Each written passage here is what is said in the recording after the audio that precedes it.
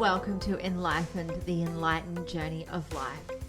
I am your host, Jen Hamilton, and it is an honor to have you here.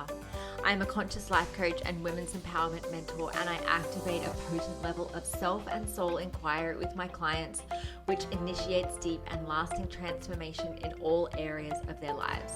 I am here for the full human experience, authentically and audaciously sharing my magic with the world. On this podcast, we're all about mastering life on the way to enlightenment. And as we are here having a human experience, we might as well embrace it all. We play in the space of what is real and tangible, just as much as we play in the space of esoteric and metaphysical. You'll be ignited by deep conversation, whether through my own personal musings, interviews with incredible thought leaders around the world, and everyday divine humans sharing their soulful stories. Thank you for being on this journey. Let's dive in.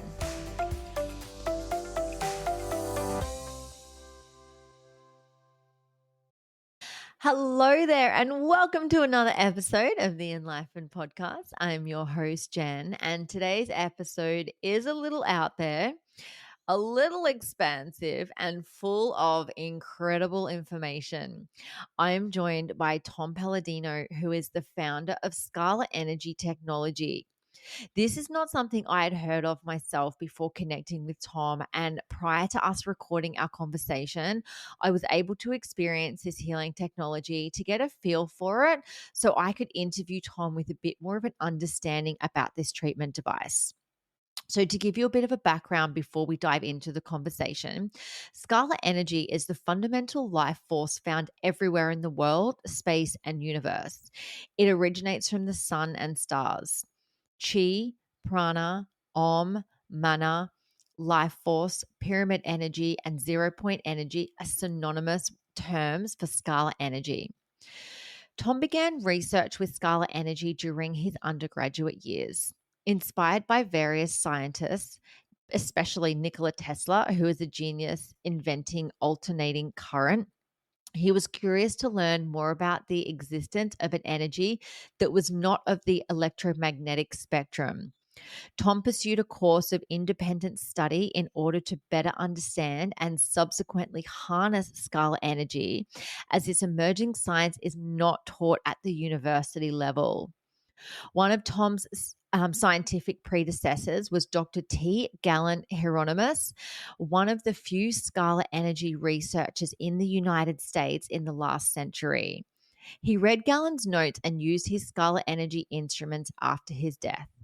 Some of Galen's inventions, according to a 1977 magazine article, were quasi-electronic instruments that could analyze the component elements of an ore sample with spectroscopic, chemical, or other orthodox methods, and most surprisingly of all, influence, even kill living organisms even from vast distances with no scientifically understandable mechanism at the other end.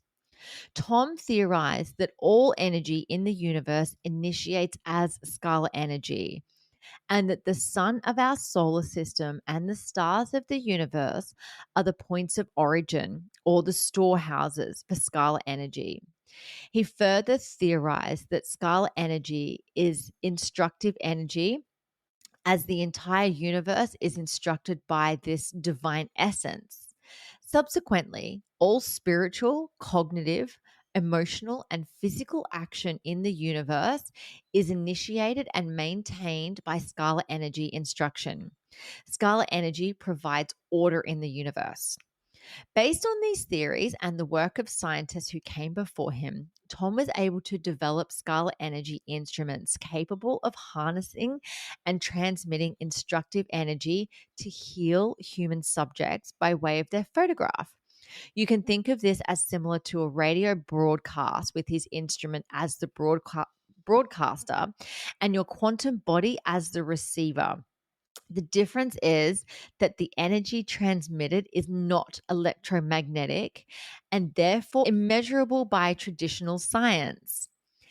His instruments provide a guaranteed, fast, harmless, and painless treatment process that has successfully healed patients with quantum illnesses such as HIV viral disease, Ebola, herpes, hepatitis, Lyme disease, tuberculosis, malaria, etc.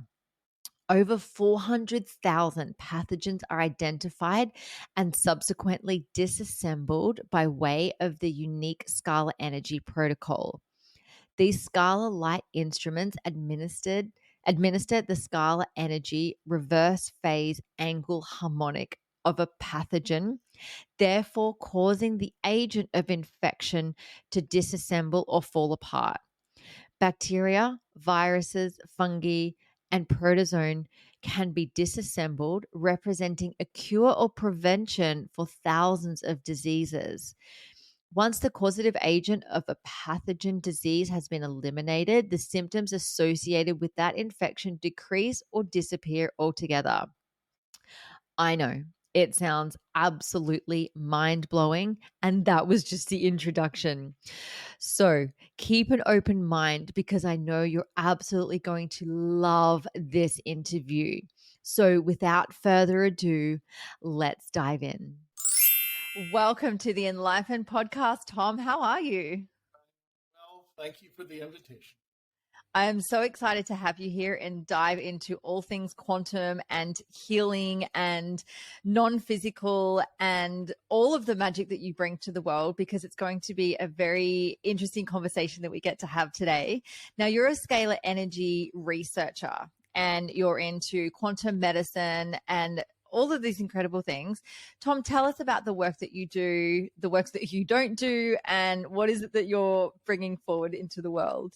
Well, thank you, Jen. I am a researcher first and foremost, and I work with an energy, scalar energy, what some people call 0-point energy. It's not electricity.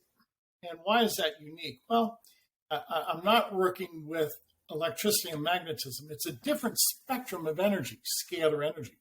And I've developed scalar energy instruments that can control that spectrum of energy, that can control that dimension. So we're going to speak about a new science, an emerging science. And it's quite fascinating because we can work with people at a distance through their photograph. A photograph captures a person's essence, or a photograph captures a person's signature. I hold up my photograph. My photograph is my bilocated version. I could work with Jen or anybody in the world by way of their photograph and make a quantum connection through the photograph, through the energy field, through the force field. So that's what we're going to speak about. It's quite interesting, so bear with us. For anyone out there that's going, what on earth is quantum? Can you tell us a bit about what quantum is, what the quantum field is, quantum science? Yes. I think a general explanation, and again, it's a new science, so we have to develop terms for this new science. Quantum energy really refers to something outside the electromagnetic spectrum.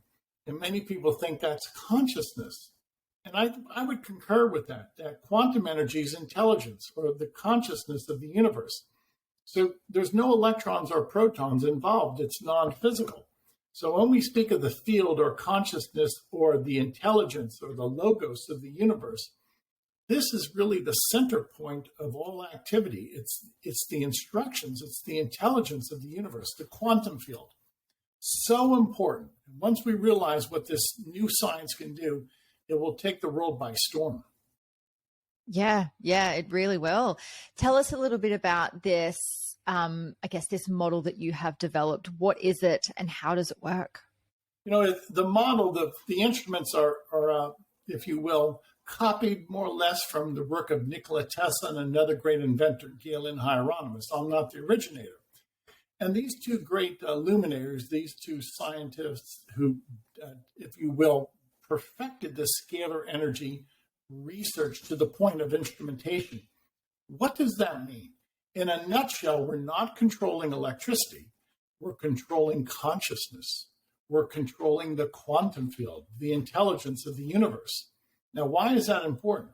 Well, if you can control quantum energy, intelligence, then you can dictate nature.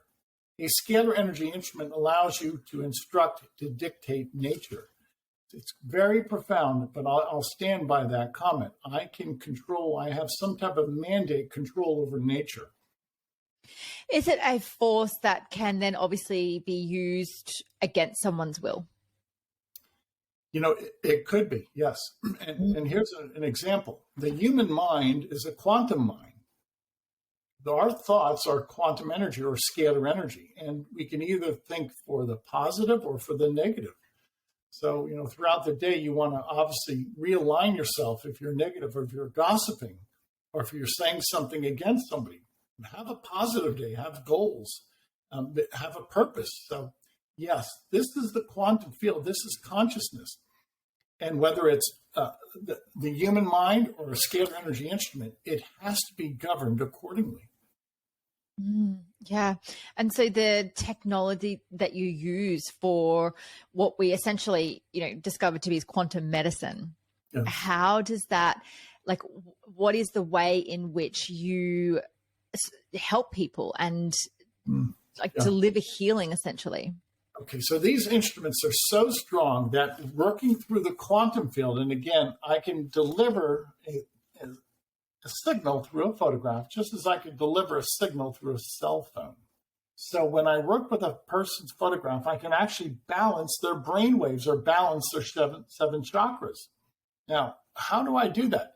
A quantum field is a scalar energy force field. And we have those 7 chakras, which are 7 quantum fields. They spin. So a scalar energy instrument can access those 7 quantum fields, those 7 chakras, through a person's photograph. So that's one of the abilities that I experience with the scalar energy instrument. Many people say that after I work with them, they have a sense of tranquility, or they're much calmer, or they're less prone to gossip, or to be angry. So in some measure, a scalar energy instrument has sent quantum healing consciousness to the human mind. And I mean that quite frankly. So all of my work is non-physical. It's energy, light. And this light has an impression upon our brainwaves and upon our 7 chakras, to the point that some people say that they're happier while they're on our sessions. The key is this energy benefits people and animals. So pets included. So if you put all of that together, it's energy, what we call action at a distance, scalar energy. It does have a great import on one's thinking, on one's spiritual state of being. Most people say that after we work with them, they're happier, or they see some type of psychological shift. That's so important. Yeah, I'd love to hear from you a case. Obviously, you don't have to mention any names, but anyone that you can think of where they've had an exponential shift in their life. Yes, I've had some parents who've sent me their photographs of their school children. The kids are in school, and they said they're much more attentive in school, or they have a greater zest for their academics or for sports. So how do we do that? By reprogramming the brainwaves and the chakras. Others have said that they've been able to overcome alcohol or cigarettes, or they're less inclined to desire alcohol or cigarettes. Now, I am not a drug specialist. I don't claim to be. I'm a scalar energy specialist. But when I work with this quantum energy, this consciousness, it seems to correct phobias or bad habits. So in and of itself, this energy must be instructive. In and of itself, this energy, this divine energy, has a significant, once again, influence upon the mind and the chakras. Wow, it's incredible. Yeah. Through my own personal experience, because you and I connected just over a month ago, and I have actually gone through your program so that I could essentially have the experience of what it's like to go through this scalar energy and know what it feels like for me. So yeah, you introduced me to this, about a month ago, and I have been through the 30-day program, and I can honestly say, coming outside of the other end, I wouldn't say they were massive exponential shifts. I'm like, oh my God, this is the thing. But it is an overall sense of well-being and happiness, and even just sort of, a subtle sense of underlying well-being moving forward. I definitely feel like there has been a shift that has happened for me, which I'm really, really grateful to experience. And knowing that you offer this quantum medicine to people that can, support their life from, we're in two different countries, we're on the other side of the globe to each other, and that we have access to this. Like, is this the new way of healing and medicine and ultimately well-being? Yes, you hit the nail on the head. That's very prudent of you. Yes. For the sake of the audience, I live in North America. I live in the state of Florida in the United States, and you're in Australia. Well, distance does not matter with consciousness. You simply provided your photograph, and this energy overcomes time and space. Frequently, I work with people in India, in Africa, in Europe. Again, all by way of a photograph of a person, or, Jen, I can offer people a group collage. People can send me a family photograph or a photograph, say, of a high school or a football, a rugby team, and we can treat. I've treated sports teams before by way of a collage. Now, this brings to mind, well, what's the extent? Well, for instance, in my laboratory today, I had photographs of 500,000 people. I treated 500,000 people. Why? Because I received photographs from around the world. Many of those are organizations. Some of those are non-government organizations, NGOs. Today, I treated 500,000 people in my laboratory. That's incredible numbers. Tell us about some of the results that you had over in India. We discussed this when we first caught up, and this absolutely blew my mind. Yeah, well, thank you, Jen. I'm all about proof, so I'm going to hold up a photograph. This is a HIV/AIDS clinic in Delhi, India. It's a group. It's called Om Prakash. They're out of Delhi, India. The gentleman in the center, his name is Sehil. He's the founder of Om Prakash. Now, this gentleman at one time was HIV positive. Back in 2017, he provided me his photograph. By the way, I've never been to India. And after working with this gentleman in the orange-colored shirt, after working with him with Scalar Energy through his photograph, he reports that he has no longer any viral load for HIV. And now we're going on 5 years, and he's never had a viral load since the Scalar Energy sessions. His health has improved. He does not have any symptoms of HIV viral disease. And again, I'm going on record, he no longer has any detectable viral load. Well, since then, as the founder of this group, Om Prakash, he has provided me photographs of 5,000 people at the clinic. I have treated 5,000 people at Om Prakash, an HIV clinic in Delhi, India. And everybody reports that they feel better. Everybody, across the board. Young and old, male, female, it doesn't matter what walk of life. Everybody is telling me that they feel better. I love it. It's just incredible, isn't it? Like when I heard those numbers from you initially, like it just blows my mind. And I know that there'll be someone out there thinking, like, just from a skeptic mind, that this can't be real because it's not tangible. Because it's not, like, how is that even possible? It's a whole bunch of woo-woo. What do you say to the people that, is it just a lack of education or understanding? What is it? There's a lack of understanding, but it's not their fault. This is a new science. What I've invented, what I have discovered is new and groundbreaking. Now, if 150 years ago, somebody could say, well, you could have a conversation 3,000 kilometers away using this device, a cell phone, you would say, no, you can't hold that to your ear and hear somebody in the cell phone.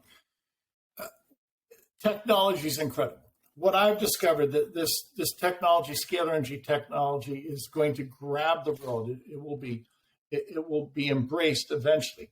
I go on record and I will say without equivocation, everybody that I've worked with at this clinic in Om Prakash, nobody has a viral load anymore. Nobody.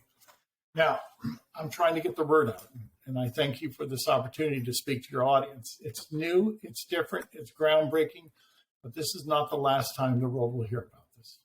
Absolutely. When someone has a healing, is it called a healing? Is it called a treatment? What are we calling it? I call it a treatment, and it is. I'm treating somebody's photograph, right? And then if people claim that they're healed, then it's their decision. Why? Because I cannot prove this at a distance. People prove to me that they feel better. I never observe people. 99% of the people that I work with, that I treat, I never meet. So I have to rely upon the testimony of people. And that's the key. And that's what I want the audience to understand. These are not my testimonies. This is not my feedback. The testimony, the feedback from people around the world is incredible. It's stellar. It's convincing. So there's no point that I'm trying to influence the narrative here. I'm not. And once you've had a treatment done, Tom, is it something that lasts, or is it something that you've got to continually have ongoing? So say, for example, these HIV patients, are they done with it now, or is it something that needs an ongoing treatment? This is my experience after working with this energy and being able to eradicate, destroy viruses for 10, 12 years. Unless you're reinfected, you don't have anything to worry about. This session, the treatment seeks out any photograph bears a mark, a signature of a virus, including the HIV virus. And any photograph can be influenced through the quantum realm, and we can disassemble any type of signal, any type of intelligence for the HIV virus. So to answer your question, after I've worked with people, there is no viral load. There never has been.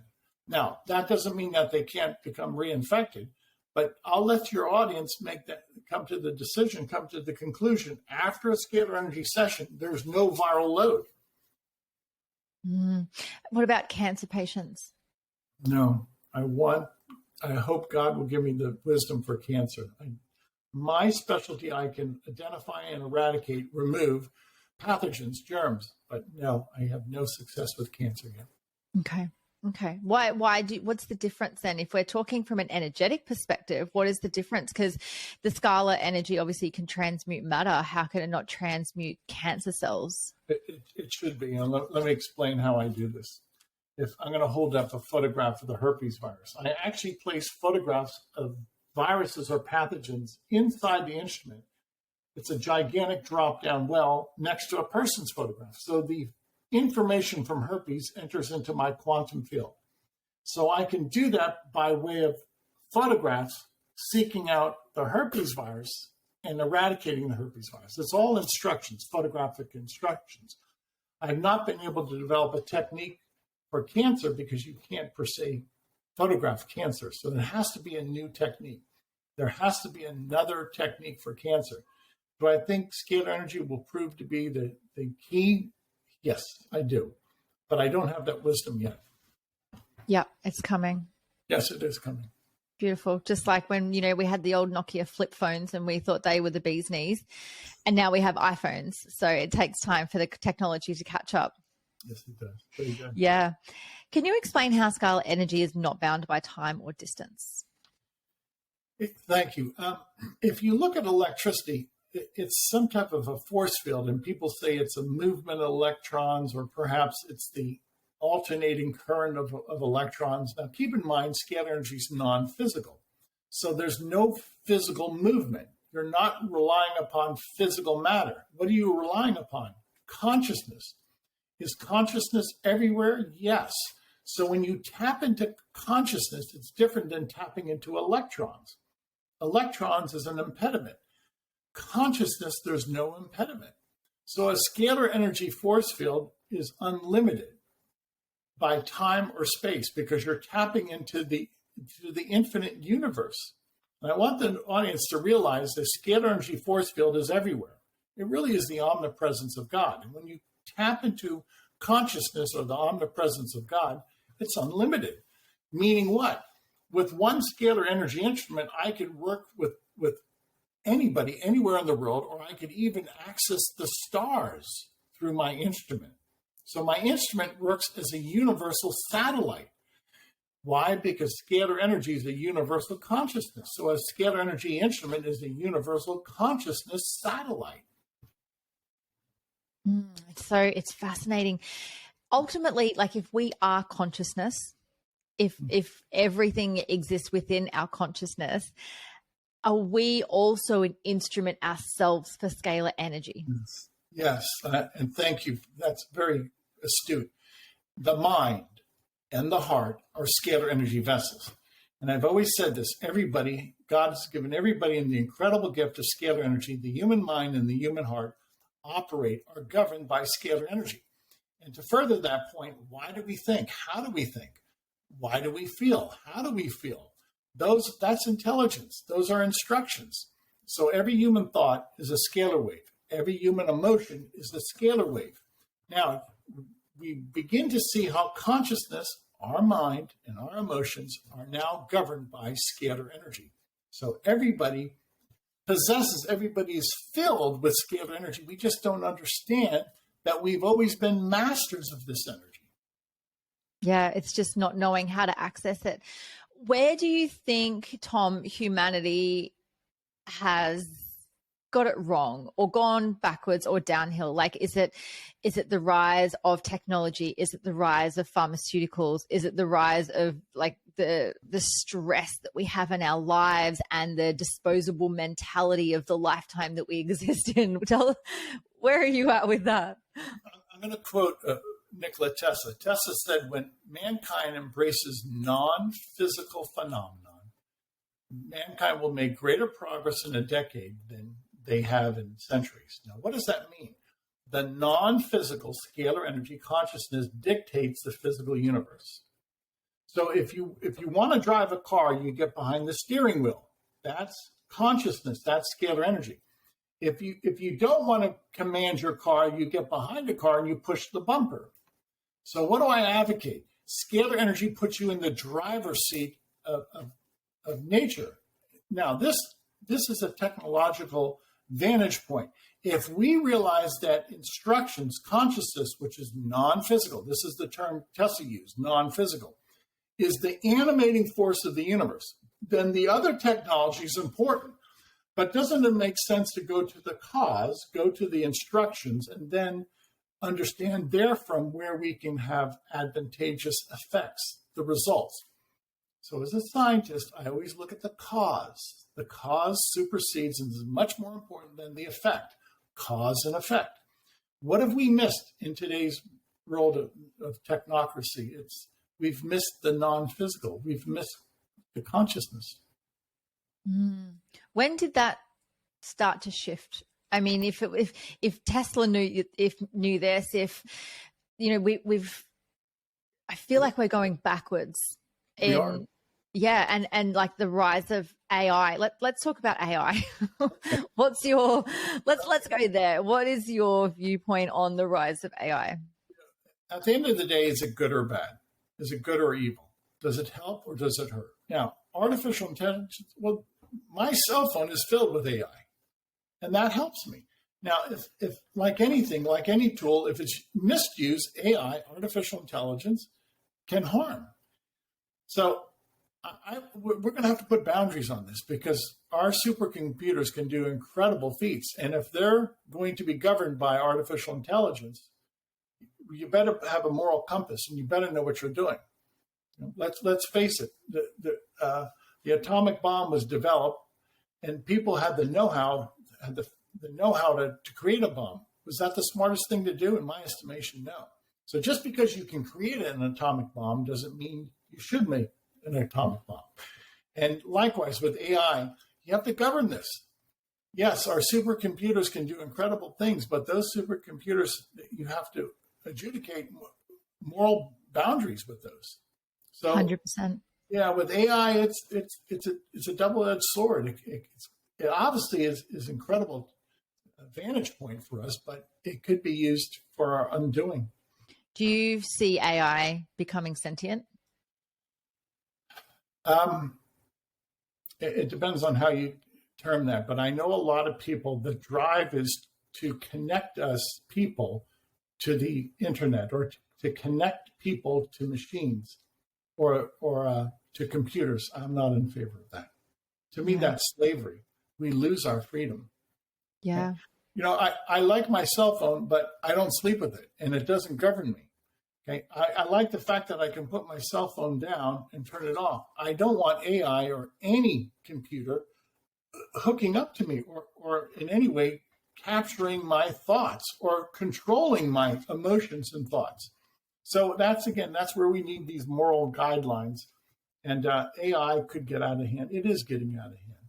Yeah. Who writes the guidelines? Nobody. That's if you look at right now where the field of AI is, let's just look at the algorithms that you see on social media or on the internet. Well, somebody in the back room is deciding what is being said and what will be promulgated. And if somebody doesn't care for your stance, your educational viewpoint, your religious viewpoint, your political viewpoint, then the algorithms are against you. Well, all of these things involve judgment. We have to adjudicate what is right and what is wrong. This is going to be very difficult moving forward.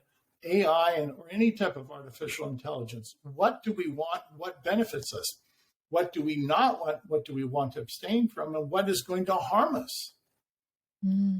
Yeah, it's such an interesting conversation. And even like, when we break it down to what is right and what is wrong when it comes to this, like to me, right and wrong is a subjective perspective anyway, an individual subjective perspective, because your version of something that is right might be very different to my version of something that's right. Right. Exactly. Thank you. So, what are the guidelines? How are we going to guide ourselves? Remember when the computers first came out, there were very few guidelines. People could do anything they want. It was free range. Now guidelines have been instituted, et cetera, et cetera. Well, hopefully the AI will have that regulation too. We'll have that oversight. Or at least people should have that moral compass and provide those moral guidelines. Yeah. Yep. I think it's very interesting times that we live in, because we've got this rise of technology and it's moving very fast. I didn't realize, like, I got onto ChatGPT probably about a month or so ago and just started having a bit of a play with it, seeing, if it could write any articles around any, blogs I wanted to put together. And it was mind blowing what it could come up with. And I've seen a lot of, different videos on social media about people using ChatGPT and, these AI functions. And that happened very quickly. I didn't even know that was sort of coming about. And then it's just like, boom, everybody's all over it. And, in that way, like when we saw, I don't know if you sort of, I didn't jump on the trend and I was just like, I'm not getting onto it. But when everyone was doing the AI photos, the AI generated photos of themselves where they would look like, a cartoon version of Wonder Woman, essentially, taking away, I think, from real artists, and then now we've got ChatGPT writing articles and blogs and all sorts of things. Are we taking away from, creative heart-centered copywriters that can write from the heart in alignment with, what it is that we're trying to convey, when the technology is only going to get better from this? What is your viewpoint on where will we end up if we're just scratching the surface with this and we're already here? Where can we go with this? Exactly. So what do I think about automation? It's wonderful. It frees us. We're no longer slaves. I want a machine. I want a computer to be my slave, but I don't want the computer to run me or decide or dictate my reasoning or my actions. So I look at scalar energy the same way. What I can achieve, one operator, one scalar energy researcher, if I can work with 500,000 people a day, that's what I call automation. 500,000 people a day. So once we start incorporating, I'll speak for myself, scalar energy instruments around the world, it will make obsolete many times physical labor. It will make many technologies obsolete. It will change the world. Automation through scalar energy will change the world. I eventually envision free energy from scalar energy. So you won't need a power plant. You won't need an oil well. You won't need a coal pit. So this automation, it's going to be a major shift. And we will have to adapt to it. And the good news is we should not work 40, 45 hours a week anymore. With automation, mark my word, with automation, we should not have to work more than 15 hours a week or 10 hours a week. The machines will do the work. We don't need to do those tasks anymore. So we're getting there through robotics, through automation, but through AI. And as long as you govern it, it'll be paradise.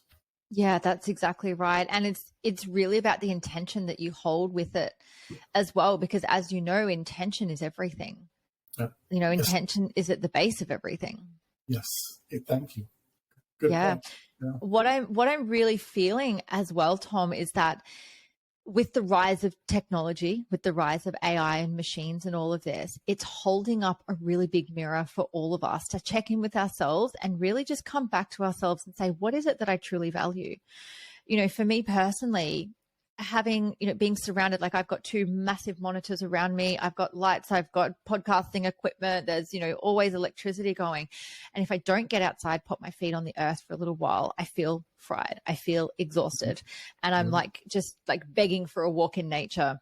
And so, having all of these things and all these stimulants and all of these, devices in our world, to me personally, it's actually essentially forcing me back into nature. Like as you can see, if you're watching the video, like my room is surrounded with plants. I'm, the negative ions released from my salt lamp and, my plants and stuff is, I'm trying to help balance out the energy that's going on in here, by bringing nature in. And, for me, like the window that I look out over, like I've got a beautiful big tree in front of me and all I have to do is just cast my eyes up and I just see just greenery, which is absolutely stunning. And if it was a wall, I would probably go batshit crazy, but it's really giving me a permission slip to say, hang on, what is it that I value the most, and even though I've got the opportunity, for example, to use this chat GPT, say if it was to write a course or a program, I know that that's not from my heart. I know that that's not in alignment with my values of who I am as a coach and a therapist to bring forward this information. So it's allowing myself the time and the space to write essentially from my heart, write content and see clients and deliver them something that's personable from me as opposed to an artificial intelligence.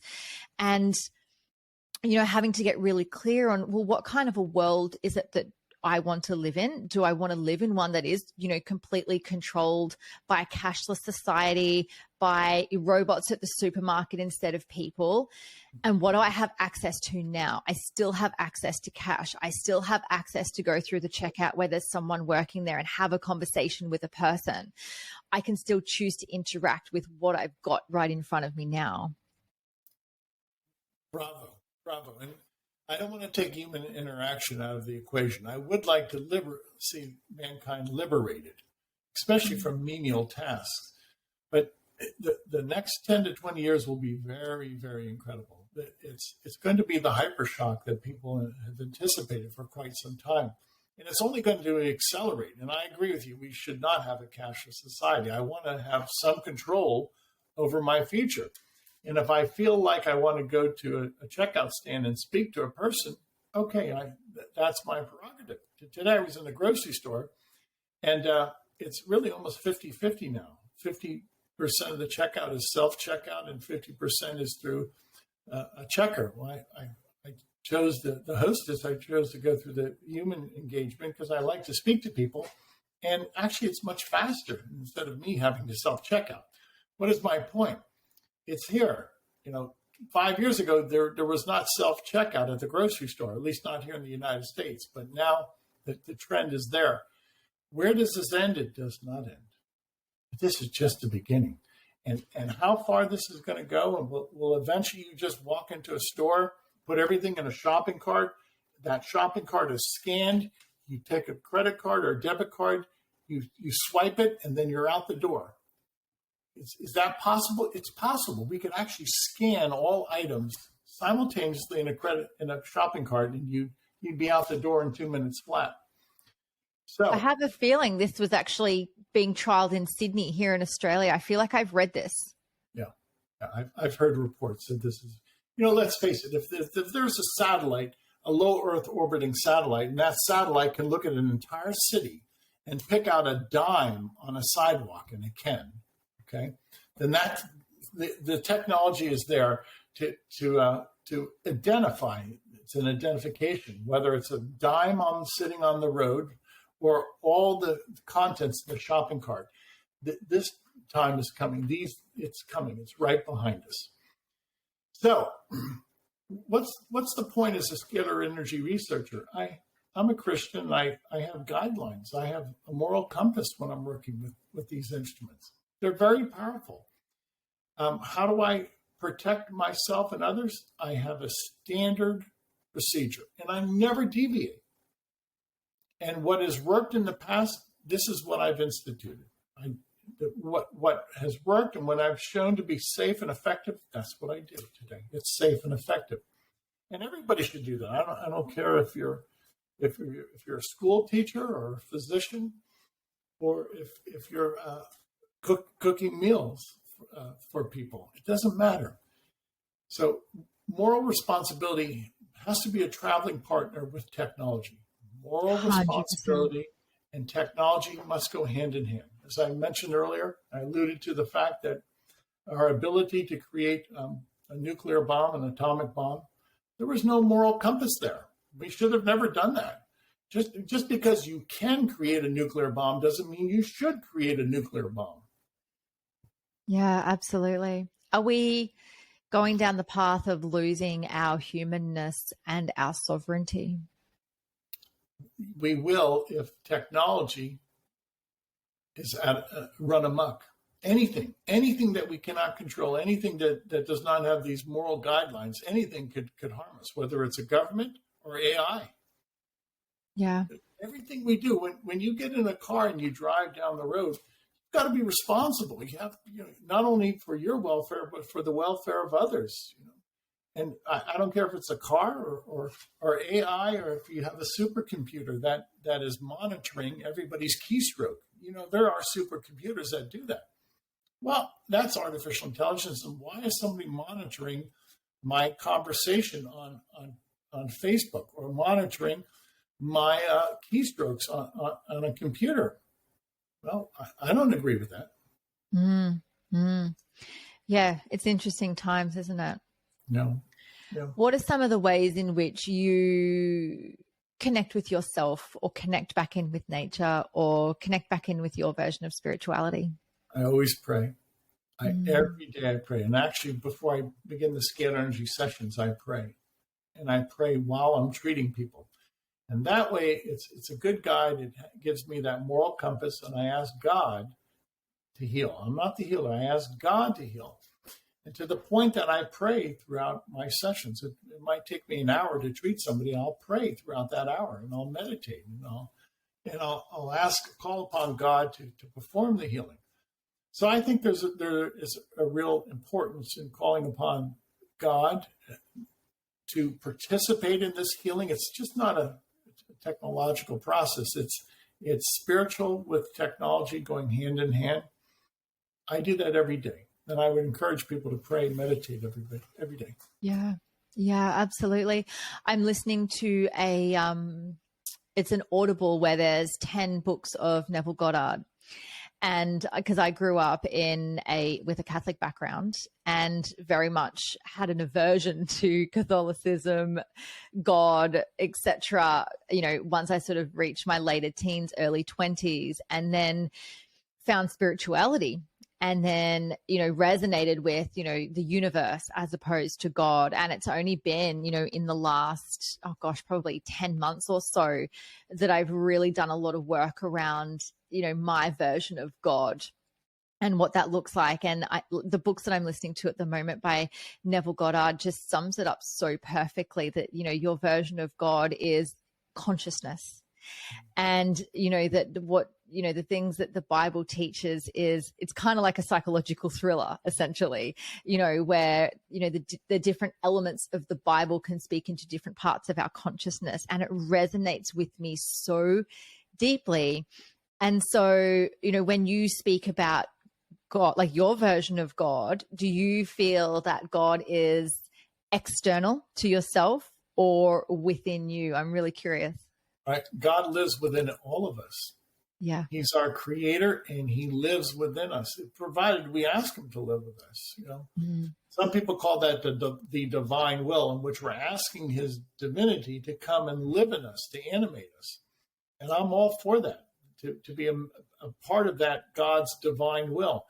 He wants to animate us. He wants to be our life force. He wants to to live in us. And I would encourage people to call upon that. Yeah, beautiful.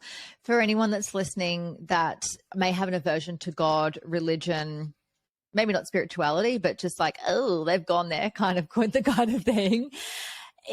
Would you relate this scalar technology? Is it religious based? Like, obviously, if you're praying through it and you're calling upon God, is there a religious undertone to it that people might sort of have this, I guess, fear or feeling around? Don't fear, but yes, I believe it's divine. Why do I say that? Scalar energy is everywhere. It's consciousness. Well, how can anything be everywhere, and how can anything be all-knowing? It would have to be God, the supreme being.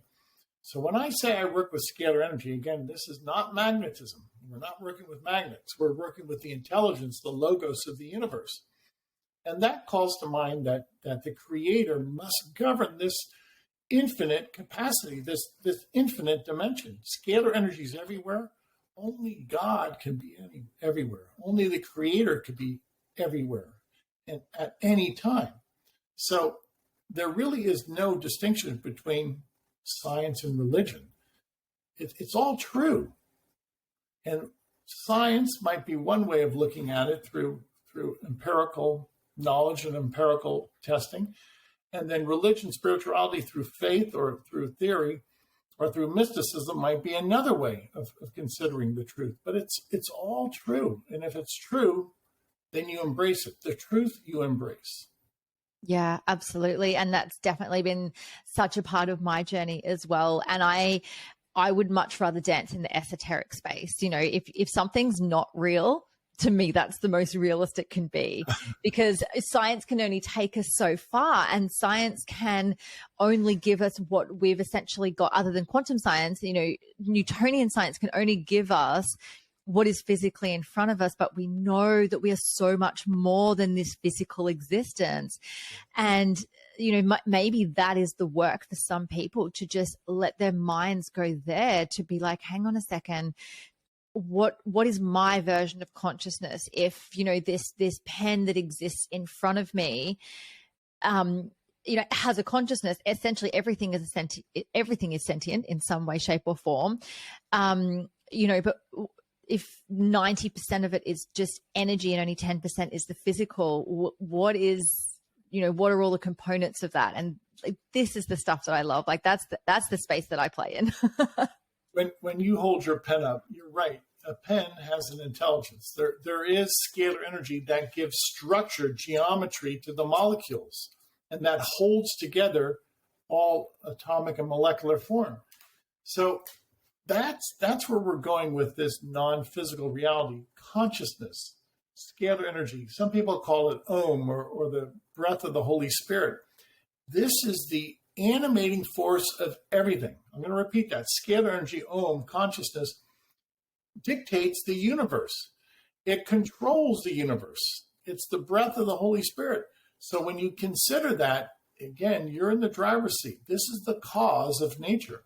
So going back to that statement of Tesla, when we first realized that non-physical energy is so important, then we will make great advances. We'll make great scientific advances.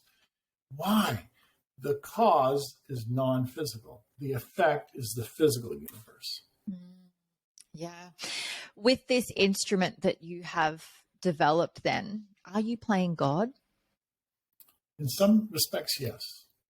Yes, because I can control, for instance, I can easily control viruses or bacteria. I can easily eliminate, destroy, call it what you will, disassemble a virus or bacteria. So does this give me godlike capability? Yes. A scalar energy instrument allows me to control consciousness. It allows me to have mastery over microbes, germs. That's in many ways angelic-like behavior or godlike control. Do I say that I have that type of ability with a scalar energy instrument? Yes, I do. Viruses, germs, and bacteria, are they sentient? Oh, sure. Okay. Sure. And so in the process of using scalar energy, are you destroying them? Yes. Or are you moving them into a different version? Are you converting them? I'm converting. Let's call it a transmutation because Transmutation, yes. I take a bacterium and I reduce it into proteins and amino acids. By the way, you never annihilate matter. You realize that. Your audience realize you cannot destroy matter. You can change it, you can transmute it, you can rearrange it, but you cannot annihilate matter. I don't annihilate a bacterium. I transmute it. I disassemble it. I break it down into proteins. All the matter that exists in our universe, multiverse, is that all the matter that has ever existed and will ever exist? That's a very good question. Well, I don't know, and I would be dubious, because if the universe is constantly it's being created continuously. So we have an ongoing creation. If we have an ongoing creation, there cannot be a fixed limit to it. So I believe the universe is constantly expanding. It's an infinite universe, and it keeps expanding. So then you have to ask yourself, what's an infinite universe? Can you measure infinite matter? Can you measure infinite mass?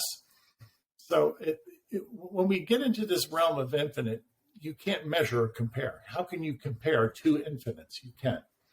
So suffice to say, if the universe is the scalar energy universe, and it is, and it's infinite, then how could we say there's 1x for mass, and eventually it will be 2x for mass? You can't do that with an infinite consideration. It's beyond human reasoning. Yeah, my Virgo mind loves to try and reason with things. Good for you. If you understand my point, if our universe is an infinite universe, and you arbitrarily call that 1x, and the universe is constantly being created, and then next month it's 2x. Well, if 1x is infinity, what's 2x? You can't multiply infinity. You can't divide it. You can't multiply it. So if we have an infinite universe today, and the universe continues to create itself, then will we have a 2x and a 3x universe? That's hard to say. It's beyond human reasoning. When you have an infinite value or an infinite consideration, it's beyond human reasoning. You cannot say this is the basic unit. By the way, that's one of the reasons why you can never measure scalar energy. People say, Tom, you can measure a kilometer or a mile, yes. And you can measure a gallon or a liter, yes. People say, can you measure scalar energy? I said, no, it's infinite. How can you measure it? So if you can't measure something, you can't compare two quantities or two volumes. You can't. Yeah. I was watching this thing. I think it was on TikTok recently. I love TikTok. There's so many good things that pop up in my algorithm, in my feed. I'm like, this is mind blowing. And it was along the concept of, are we living in essentially like a virtual reality? Are we living in a simulation? And one of the points that they made that blew my mind was, is the speed of light the rate in which our computer or consciousness can just keep up with the programming, essentially. Yeah. And so, perhaps the understanding of the infinite that keeps expanding into the infinity, if that's a word, is that just our level of comprehension that's expanding? Yes, exactly. So we are limited. See, that's another good reason why science, God bless scientists and God bless the scientific inquiry, but it's limited. It's limited by human reasoning. Human reasoning is limited. There are so many things that are outside of our understanding presently. So we cannot, if we can't understand something, that doesn't negate that it's real or that it's there. We just don't understand it.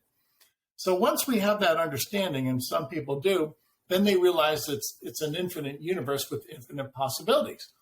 The big trap, the big drawback is if you can't understand something, it doesn't exist, or you discount it. No, don't do that. That's foolish.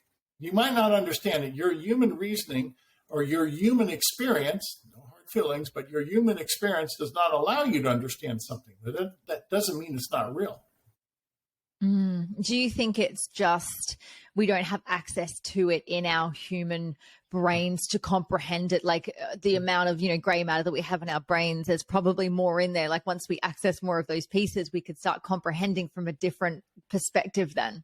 Yes, I agree with you. And it appears that you have the gift of abstraction. I believe I have the gift of abstraction. I mean, just because you can't see it or touch it doesn't mean that it doesn't exist. It does exist. So you have that understanding of the esoteric universe. I have that understanding. There is a non-physical essence. There is a non-physical universe that's the animating force. I believe that. And I see that you believe that, to some extent of how we would define our terms. And that's a gift. And I never lose sight of the fact that when I speak to some people, but they get scalar energy, they realize it's the intelligence of the universe. And others just say, well, it's never been proven. You're right. And I don't know who can improve an infinite intelligence. Yeah. And it's like, why would you want to, if you truly can comprehend this infinite intelligence, yes, why would you want to prove it? Because you truly believe that it exists anyway. Exactly. The term consciousness has been used for centuries. Has anybody ever photographed consciousness? No. Has anybody ever touched it or put it in a jug? No. But we believe this is abstract, this non-physical consciousness, the intelligence of the universe exists. And we just have to say to ourselves, well, we have to accept it. Nobody can prove or disprove consciousness. I've never met anybody. You could show examples of it, but can you measure it? No. Has religion ever dictated a scale in which you can take your belief to, and you've chosen to go beyond that? No. I believe in the 10 Commandments. I'm a Christian, and I will not go out of those boundaries. And I won't mention it publicly. There's some things I could do with the scalar energy instrument. I would never touch it. I would never do so. What about human evolution? Human evolution, as far as each generation learning and becoming better, that's one of my goals with the scalar energy instrument, to teach people and to stop making the same mistakes, having a better prospect, the next generation having a better prospect. So in that sense, I believe that, yes, each passing generation, if we properly use these gifts, we will be for the better.